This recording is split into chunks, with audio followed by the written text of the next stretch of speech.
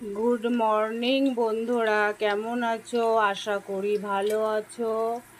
এই গরমে বিশ্বাস করো ভিডিও করতে ভালো লাগছে না, আর ভাগে ভাগে রেসিপিও বানাতে ইচ্ছা করছে না।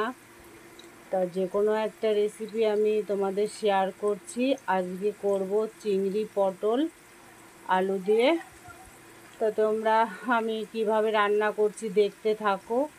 আলুটা আমি ভেজে নিচ্ছি, তোমরা দেখো, সাথে থাকো। তো বন্ধুরা, আলুটা একটু ভাজা হয়েছে, এই পর্যায়ে দিয়ে দেব কেটে ধুয়ে রাখা পটলগুলো। আর একটু আমি আলু পটলটা ভেজে নেব।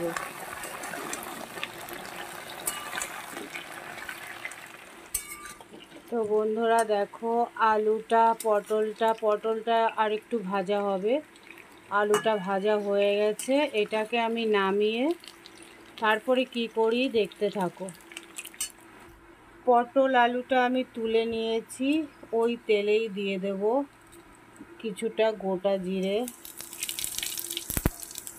আর দিয়ে দেবো একটা একটা করে গরম মশলা, গোটা গরম মশলা।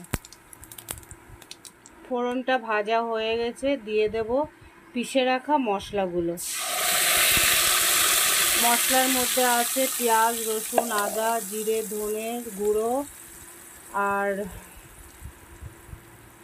আর কিছু না। একটু কষানোর পরে দিয়ে দেব পরিমাণ মতন লবণ, আর দিয়ে দেব পরিমাণ মতন হলুদ।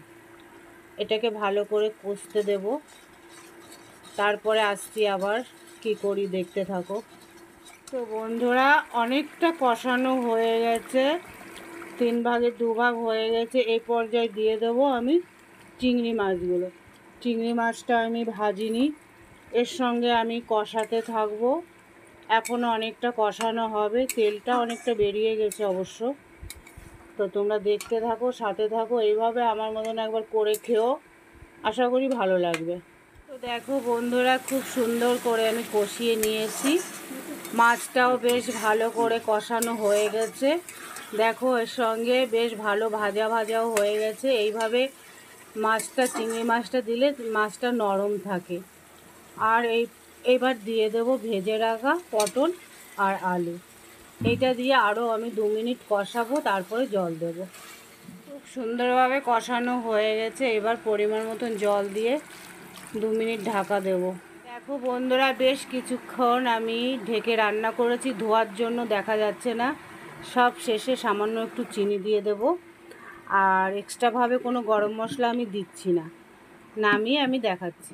তো দেখো বন্ধুরা, পটল চিংড়ি আমার রেডি। তো কেমন হয়েছে অবশ্যই জানিও। চিংড়ি মাছগুলো সব নিচে ঢুকে গেছে। তো 600 গ্রাম চিংড়ি মাছ ছিল এর মধ্যে। তো সব কটাই আমি দিয়ে রান্না করেছি, অবশ্যই জানিও কেমন হয়েছে। আর গরমে ভালো করে ভিডিও বানাতে পারছি না বন্ধুরা, যেটুকুনি দেখাচ্ছি ওইটুকুনি দেখো। আজকে আমার আর রান্না নেই, পটল চিংড়ি মাছ দিয়ে করলাম।